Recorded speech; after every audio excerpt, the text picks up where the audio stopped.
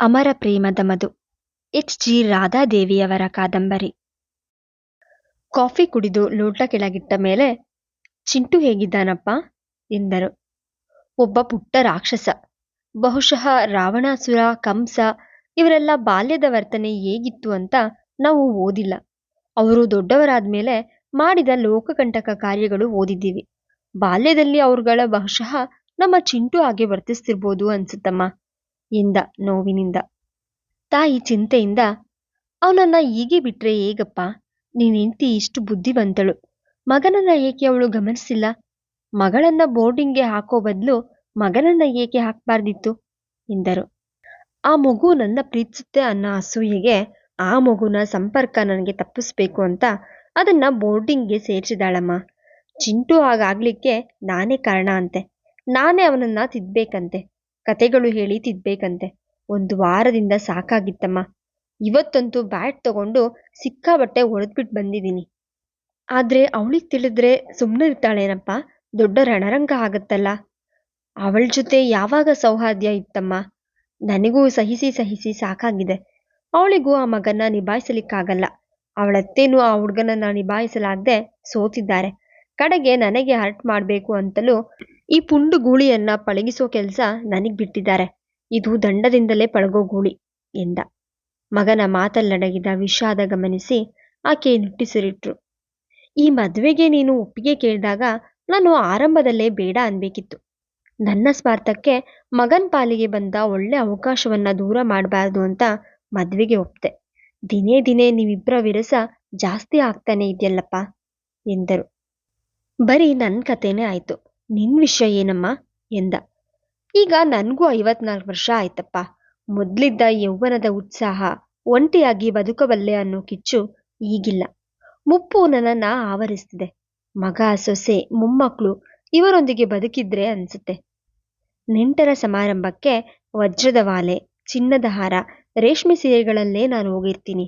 ಆದ್ರೂ ಅತ್ತಿಗೆಯರು, ನಾದ್ನಿ, ಪದ್ಮ ಇವರೆಲ್ಲರ ಮೊಮ್ಮಕ್ಕಳು ಅಜ್ಜಿ ಅಜ್ಜಿ ಅಂತ ಅವ್ರ ಹತ್ರ ಸುತ್ತಾಡಿದಾಗ ಒಂಟಿತನ ನನ್ನ ಮನಸ್ಸು ಕಾಡುತ್ತೆ.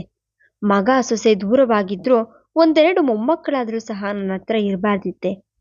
15 ಲಕ್ಷದವರೆಗೆ ಮನೆ, ಅಂಗಡಿ, ಸ್ಥಿರಾಚರ ಆಸ್ತಿ ನನ್ನದಾಗಿದೆ. ತಿಂಗಳಿಗೆ ಅಂಗಡಿಯಿಂದ 20,000 ರೂಪಾಯಿ ಆದಾಯ ಇದೆ. ಆದ್ರೆ ಇದೆಲ್ಲ ಯಾರು ಅನುಭವಿಸ್ಬೇಕು? ನನ್ಗಂತೂ ಈ ನಡುವೆ ಬೆಣ್ಣೆ ಎಣ್ಣೆ ತಿಂಡಿಗಳು ಸಹ ಜೀರ್ಣವಾಗಲ್ಲ. ಒಂದು ಮಾತು ಹೇಳ, ಈಗ ನೀನ್ ಕರ್ತ್ಕೊಂಡ್ ಬಂದಿರೋ ಆ ಹುಡುಗಿ ರೂಪದಲ್ಲಿ ಅಪ್ಸರೆ ಹಾಗೆ ಇದ್ದಾಳೆ. ಶ್ರೀಮಂತರ ಮನೆಯಲ್ಲಿ ಹುಟ್ಟಿದ್ರೆ ಎಂಥವರನ್ನ ಹುಡುಕಿ ಮದುವೆ ಮಾಡ್ತಿದ್ರು. ನೀನೇನು ಮುದುಕನಾಗಿಲ್ಲ. ಆ ಅಶಾಂತಿ ಸಮುದ್ರದಂತಹ ಅರಮನೆಯ ಬಂದಿ ಹಾಗೆ ನೀನೇಕೆ ಇರ್ತಿ? ಇಲ್ಲಿ ಬಂದು ಈ ಹುಡುಗಿನ ವಿವಾಹವಾಗು. ನೀನೇನು ಮುದುಕ ಆಗಿಲ್ಲ. 34 ವರ್ಷ. ಆ ಹುಡುಗಿಗೂ 22 ವರ್ಷ. ಬೆಳಿಗ್ಗೆ ನೀವಿಬ್ರು ಊಟಕ್ಕೆ ಕೂತಿದ್ರೆ ಶ್ರೀನಿವಾಸ ಪದ್ಮಾವತಿ ಜೋಡಿ ಇದ್ದಾಗಿತ್ತು. ನನ್ನ ಮನಸ್ಸಿನಲ್ಲಿ 100 ಆಸೆ ಹುಟ್ಟಿತ್ತು. ಮುಪ್ಪಿನ ಅಂಬಲವೋ ಏನೋ. 1-2 ಮುದ್ದಾದ ಮೊಮ್ಮಕ್ಕಳು ಮನೇಲಿ ಆಡ್ಲಿ ಅಂತ ಆಸೆ ಇದೆಯೋ? ಕೈ ತುಂಬಾ ಹಣ ಇದೆ, ಯಾರಿಗೇನು ತಕ್ಕೊಡ್ಲಿ? ಪಾಪಿ ಸಂಪಾದಿಸಿದ್ದೆಲ್ಲ ಪರರ ಪಾಲು ಅನ್ನೋ ಹಾಗೆ. ಆ ಹಣ ಯಾರ್ಯಾರೋ ಲೂಟಿ ಹೊಡಿತಾರೆ ಎಂದು ಕಣ್ಣೊರೆಸಿಕೊಂಡರು. ಕನಸಿನ ಲೋಕ ಬೇರೆ, ವಾಸ್ತವ ಲೋಕ ಬೇರೆ ಅಮ್ಮ. ನಮ್ಮ ಒಳ ಮನಸ್ಸಿನ ನೋವು, ಹೃದಯದ ತೊಳಲಾಟ ಏನೇ ಇರಲಿ, ಹೊರಗಿನ ಆ ಪ್ರಪಂಚಕ್ಕೆ ನನ್ನ ಪರಿಚಯ ಏನಿದೆಯೋ ಅದೇ ಕೊಡಬೇಕು. ಜಯಶ್ರೀ ಟೆಕ್ಸ್ಟೈಲ್ ಮಾಲೀಕರ ಅಳಿಯ, ಪದ್ಮಾ ರೆಡಿಮೇಡ್ ಡ್ರೆಸ್ ಕಾರ್ಖಾನೆ ಮಾಲೀಕಳ ಪತಿ, ಒಬ್ಬ ಗೃಹಸ್ಥ, 2 ಮಕ್ಕಳ ತಂದೆ, ಆ ಕಂಪನಿ ದೊಡ್ಡ ಅಧಿಕಾರಿ. ನಾನು ಯಾವ ವಿಧದಲ್ಲಿಯೂ ಆ ಜನಗಳಿಂದ ತಪ್ಪು ನಡೆಯೋ ಆಗಿಲ್ಲಮ್ಮ. ಪುಟ್ಟ 6 ವರ್ಷದ ಮಗು ಚಿನ್ನಿನ ನಾನು ಪ್ರೀತಿಸಿದ್ದಕ್ಕೆ ಆ ಮಗುನ ತಗೊಂಡೋಗಿ ಮುಂಬೈ ಬೋರ್ಡಿಂಗ್ ಸ್ಕೂಲ್ಗೆ ಸೇರಿಸಿದ್ಲು. ಈಗ ನಾನು ಬೇರೆ ಹುಡುಗಿನ ವಿವಾಹ ಆದ್ರೆ ಸುಮ್ಮನಿರ್ತಾಳಾ? ಆ ಹುಡುಗಿನ ಕೊಲೆ ಮಾಡಿಸಿ ಬಳ್ಳಳು. ಜೊತೆಗೆ ಆ ಕಂಪ್ನಿ ಬಿಟ್ಟು ಹೋಗದ ಹಾಗೆ ನನಗೂ ದಿಗ್ಬಂಧನ ಹಾಕಿದ್ದಾರೆ. ನಾನು ಅಕಸ್ಮಾತ್ ಆ ಕಂಪ್ನಿ ಬಿಟ್ಟು ಬೇರೆ ಕಡೆ ಸೇರಲೆತ್ನಿಸಿದ್ರೆ ಲಕ್ಷಾಂತರ ರೂಗಳ ನಮ್ಮ ಕಂಪ್ನಿಗೆ ವಂಚನೆ ಮಾಡಿದ್ದ ಎಂದು ಸುಳ್ಳು ದೂರು ಕೊಟ್ಟು ಜೈಲಿಗೆ ಹಾಕ್ಸೋದಕ್ಕೂ ಈಸಲಾರರು ಆ ಜನ ಎಂದು ಹೇಳಿದ.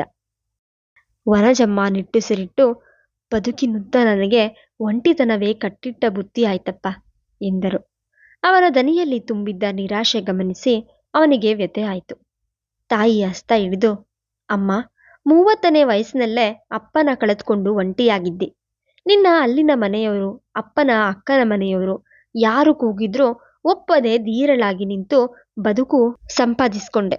ನೀನೇ ಒಂದು ಕುಟುಂಬಕ್ಕೆ ಆಶ್ರಯದಾತಳಾಗಿ ನಿಂತೆ. ನನ್ನ ಓದಿಸಿ ಮುಂದೆ ತಂದೆ. ಆ ಕೆಚ್ಚು ಈಗ ಏನಾಯ್ತು ಎಂದ ವನಜಮ್ಮ ವಿಷಾದದಿಂದ. ಆಗ ಬದುಕಿನಲ್ಲಿ ಛಲವಿತ್ತು ರಾಜು. ಪರಾಧೀನ ಆಗಬಾರದೆಂಬ ಕಿಚ್ಚು ಇತ್ತು. ಚೆನ್ನಾಗಿ ಹಣ ಸಂಪಾದಿಸಬೇಕು.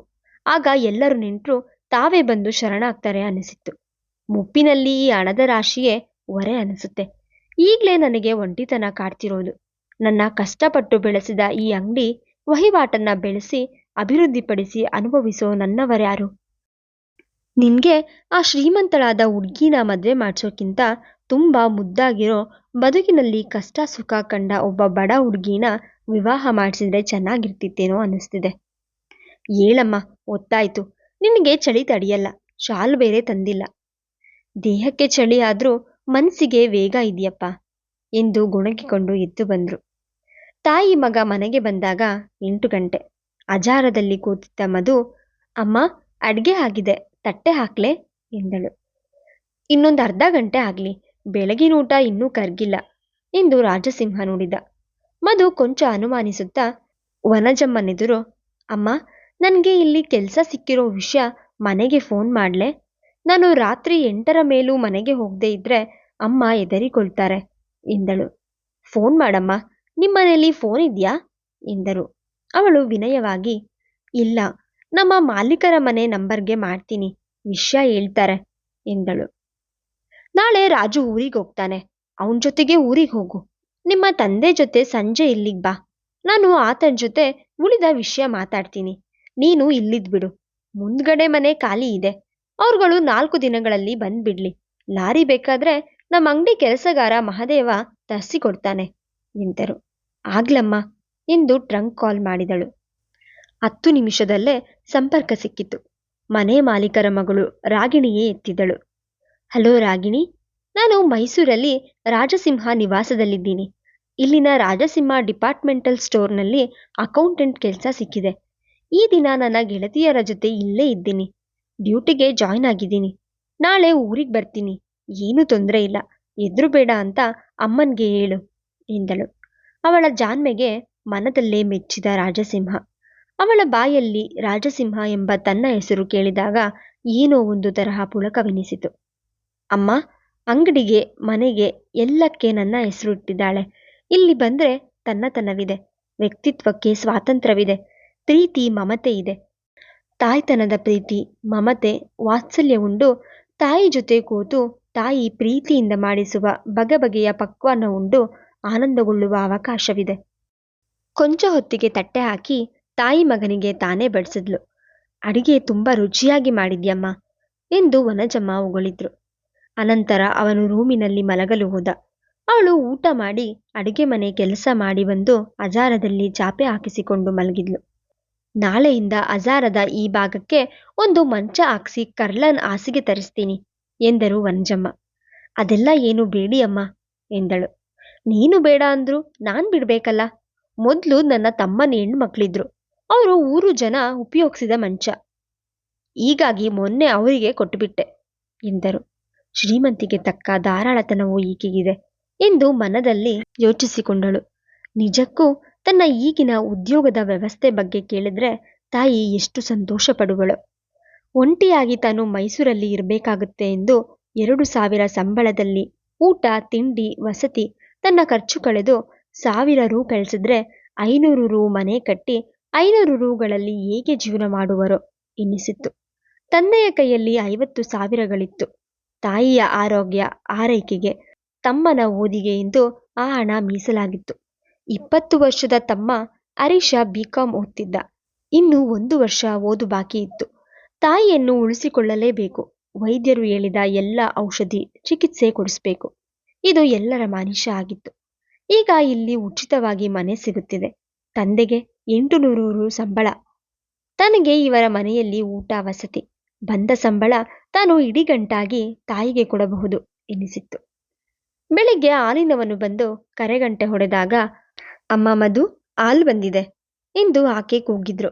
ಮಧುಮತಿ ಎದ್ದು ಬಾಗಿಲು ತೆಗೆದು ಹಾಲು ತೆಗೆದುಕೊಂಡು ಕಾರ್ಯತತ್ಪರಳಾದಳು. ಅಂಗಡಿ ಆಳು ತಿಮ್ಮ ಬಂದು ಮನೆ ಮುಂದೆ ಗುಡಿಸಿ ಹೋದ. ಮಧುಮತಿ ಬಾಗಿಲಿಗೆ ನೀರು ಹಾಕಿ ರಂಗೋಲೆ ಹಾಕಿದ್ಲು. ತಾನು ಸ್ನಾನ ಮಾಡಿದ್ಲು. ವನಜಮ್ಮ ಸ್ನಾನ ಮಾಡಿ ದೇವರ ಪ್ರಾರ್ಥನೆ ಮಾಡಿಯೇ ಕಾಫಿ ಕುಡಿತಿದ್ರು. 7 ಗಂಟೆಗೆ ರಾಜಸಿಂಹ ಎದ್ದು ಮುಖ ತೊಳೆದು ಬಂದ. ಆಕೆ ಮಗನೊಂದಿಗೆ ಕೂತು ಕಾಫಿ ಕುಡಿದರು. ಔತಣದಡಿಗೆ ಬೇಡಮ್ಮ, ಏಕೋ ಹೊಟ್ಟೆ ಸರಿಯಿಲ್ಲ, ತಿಳಿಸಾರು ಅನ್ನ ಪಲ್ಯ ಮಾಡಿಸ್ಬಿಡು ಎಂದ. ಆಗಲಪ್ಪ ಎಂದರು. ಸ್ನಾನ ಮಾಡಿ ಚಾಮುಂಡೇಶ್ವರಿ ದರ್ಶನ ಮಾಡಿ ಬರೋಣ ಎಂದ. ತಾಯಿ ಸಂತೋಷದಿಂದ ಒಪ್ಪಿದ್ರು. ನೀನು ಬಂದಾಗ್ಲೇ ಹೀಗೆ ಚಾಮುಂಡೇಶ್ವರಿ ದರ್ಶನ, ನಂಜುಂಡೇಶ್ವರ, ರಂಗನಾಥ, ಇಲ್ಲದಿದ್ರೆ ಮನೆ ಬಿಟ್ಟು ಕದ್ಲಲ್ಲಪ್ಪ ಎಂದರು. ಸ್ನಾನ ಮುಗಿಸಿ ಮಧುಮತಿಯ ಬಳಿ ಬಂದು 10 ಗಂಟೆಗೆ ಊಟ ಮಾಡಿ 12ಕ್ಕೆ ನಾವು ಬೆಂಗಳೂರಿಗೆ ಹೊರಡೋದು. ಉದ್ಯೋಗ ಅಂತೂ ಅಮ್ಮ ಕೊಟ್ಟಿದ್ದಾಳೆ. ಇಲ್ಲಿಗೆ ಬಂದು ಜಾಯ್ನ್ ಆಗೋದು ಎಲ್ಲ ನಿಮಗೆ ಅಮ್ಮನಿಗೆ ಸೇರಿದ್ದು ಎಂದ. ತಂದೆಯವರಿಗೆ ಹೇಳಿ ಇವತ್ತೇ ತಂದೆಯವ್ರ ಜೊತೆ ಇಲ್ಲಿ ಬರ್ತಿದ್ದೀನಿ ಎಂದಳು. ಕೆಂಪು ಜರಿ ಅಂಚಿನ ರೇಷ್ಮೆ ಸೀರೆ ಉಟ್ಟು ಬಂದರು ವನಜಮ್ಮ. ಮಗ ಕಣ್ಣರಳಿಸಿದ. ಯಾವುದಮ್ಮ ಈ ಸೀರೆ ಎಂದ. ಮೊನ್ನೆ ನಿನ್ ಬರ್ತಡೆಗೆ ತಗೊಂಡ್ನಪ್ಪ. ಯಾವೊಬ್ಬಕ್ಕೂ ಸೀರೆ ತಗೊಳ್ಳಲ್ಲ, ಆದ್ರೆ ನಿನ್ ಬರ್ತಡೆಗೆ ಮಾತ್ರ ಹೊಸ ಸೀರೆ ಬೇಕೇ ಬೇಕು. ಈ ಸೀರೆ ಉಟ್ಟೆ ಇಲ್ಲಿನ ಶ್ರೀ ವೆಂಕಟೇಶ್ವರ ದೇವರ ಗುಡಿಯಲ್ಲಿ ನಾನು ಅರ್ಚನೆ ಮಾಡಿಸ್ದೆ ಎಂದರು.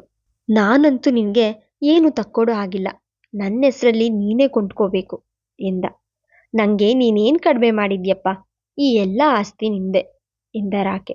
ವಿದ್ಯಾವತಿಯಾದ ಮಧುಮತಿಗೆ ತಾಯಿ ಮಗ ಇಬ್ಬರು ಏನೋ ಒಳಮನಸ್ಸಿನಲ್ಲಿ ನೋವಿದೆ ಎಂದು ತಿಳಿಯಿತು. ಆದ್ರೆ ಆ ನೋವು ಏನೆಂದು ತಿಳಿಯಲಿಲ್ಲ. ಮಧು, ಬಾಗಿಲು ಹಾಕಿಕೊಮ್ಮ, ಬಂದ್ರೆ ನಮ್ಮ ಅಂಗಡಿ ಕೆಲಸಗಾರರು ಏನಾದರೂ ಕೇಳಲಿಕ್ಕೆ ಬರ್ತಾರೆ. ಅಮ್ಮ 9 ಗಂಟೆಗೆ ಅಂಗಡಿ ಹತ್ರ ಬರ್ತಾರೆ ಅಂತ ಹೇಳ್ಬಿಡು. ಕಿಟಿಕಿಯಿಂದಲೇ ಹೇಳ್ಬಿಡು, ಬಾಗಿಲೇನು ತೆಗಿಬೇಡ. ಅನ್ನ, ಮೆಣಸಿನ ಸಾರು, ಹುರುಳಿಕಾಯಿಯ ಪಲ್ಯ ಮಾಡ್ಬಿಡು ಸಾಕು ಎಂದರು. ತಾಯಿ ಮಗ ಹೊರಗೆ ಹೊರಟರು. ಇಡೀ ಮನೆಗೆ ಮಧು ಒಬ್ಬಳೆ. ಬೆಂಗಳೂರಿನ ಆ ಭವ್ಯ ಬಂಗಲೆಗೆ ಆಕೆ ಏಕೆ ಬಂದಿಲ್ಲ? ಪ್ರತ್ಯೇಕವಾಗಿ ಇಲ್ಲಾಕೆ ಇದ್ದಾರೆ? ಏನೇನೋ ಯೋಚನೆ ಬಂತು. ಮುಂದುವರಿಯುವುದು.